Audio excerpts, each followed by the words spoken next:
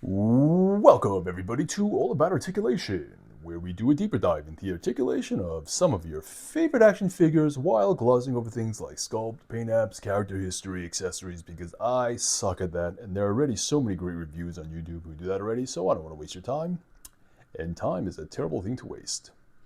Today, we are reviewing the Hasbro G.I. Joe Classified Big BOA. All right, let's jump right into the articulation. And then stick around at the end and I'll give you my final thoughts and spiel, but I know you came here for the articulation, so I'm going to show you the articulation without further ado, okay? Starting with the head.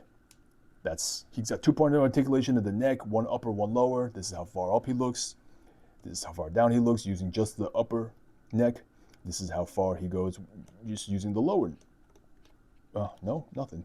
Like most G.I. Joe figures, that bottom neck articulation is just for show, just a line, basically, just a cut of plastic so they can charge us extra and say that they give us another point of articulation because there is no articulation there at the bottom of the neck. So everything's at the top. And this is how far up he looks, this is how far down it looks, pretty much. This, I believe I think it's the Sergeant Slaughter body. I don't know, I don't have my other figures with me. I'm currently on the road in California. Staying at my relative's house. I'm in the guest bedroom, and I don't have any equipment with me. I don't have anything with me, just my phone and a couple of reading lights. So hopefully this'll suffice. Yeah, I think this is the no. Is it the Sergeant Slaughter body or is it the Roadblock body? I don't know, but he's got shoulder articulations, 2 butterflies that go this far. Again, it's not much movement, and anybody who collects G.I. Joe Classified knows what I'm talking about. In terms of the butterfly, this is how far close he gets. Utilizing the front butterfly range. Can't even get close to touching wrists. This is how far back he goes. And yep, that's it. That's it. That's the motion right there. That's all you get. Take it or leave it. Can he hit a T-pose? Yes, he can. That's one thing he can do. He can hit a nice, acceptable T. Nothing past 90 degrees. He's got double jointed elbows that goes all the way. Let me take this off. How about that? His barbells. I love these barbells. I love these things. It's just like, we got guns and knives and machetes. We got all that. I have so many of these baggies full of accessories. Give me some dumbbells. These are great. Okay. So that's how far he can bend his elbows. Right? It's like a nice double bend. He's got the boxing gloves that don't articulate at all, but he's got these weapon holding or barbell holding hands that bend forward. What do you call it? Up and down. They go up and down. All right. He's got 2 points of articulation at the abs, upper and lower. The upper is a hinge crunch that goes. He can go down that far. He can extend his back that far back, and he's got a ball joint in the lower waist, and he can bend forward just about that far, not much, and extend his back just much further. Like most toy lines, like most manufacturers, especially the domestic ones like McFarlane and Hasbro, you could extend the back way more than you could crunch forward, which is completely anatomically correct. And I always say this: stand up right now, bend forward, bend backwards, and tell me which range you get more of. That's all He could split very well. Look at that, huh? This guy, not just big, but flexible too. He has the drop down hips that go that far down. And of course, that's what helps him hit those nice splits. He's got a waist. I always say waist swivel. He's got upper thigh swivel that'll go all the way around. We know how that works. Double jointed knee. He can get that far back. He's got the boot cut that can go all the way around. We know how that is. And he's got, what do you call it? ankle pivots. That's great.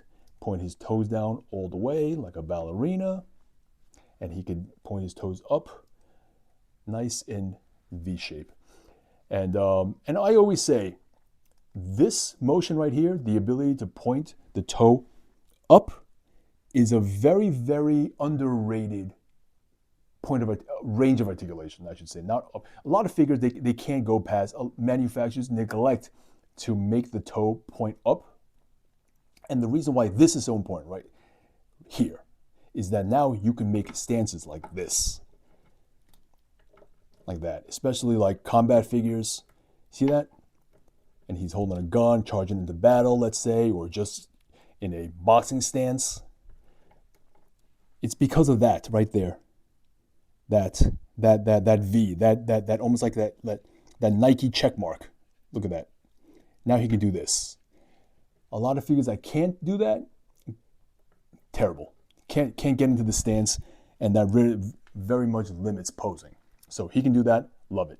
Good stuff. All right, so I think we've gone over all the articulation. Final thoughts on this figure. Let me center him. Here we go. I love this guy. I love this figure. Not the most articulated figure in the world, but that's expected. It's G.I. Joe Classified, you know.